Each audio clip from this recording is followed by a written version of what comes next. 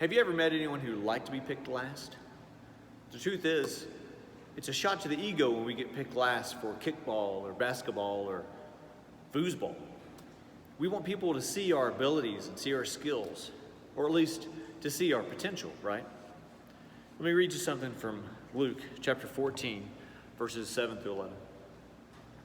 When he, this is Jesus, noticed how the guests picked their places of honor at the table, he told them this parable.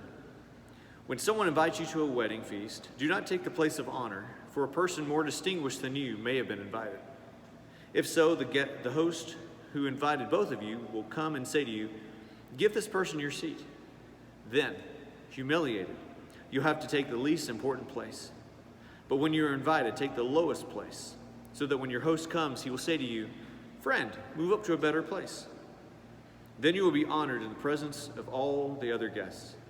For all of those who exalt themselves will be humbled, and those who humble themselves will be exalted.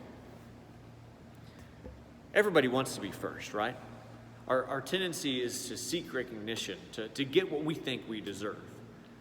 Yet Jesus calls for us to think less of ourselves and think more of others. In his kingdom, humility is valued over notoriety.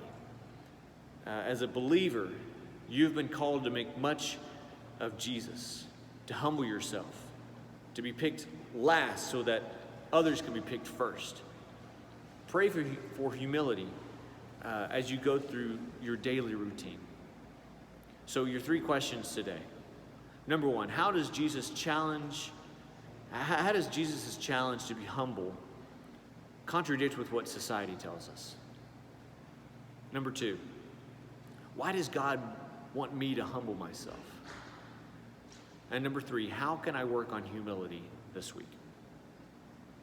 Thanks, and we'll see you again soon.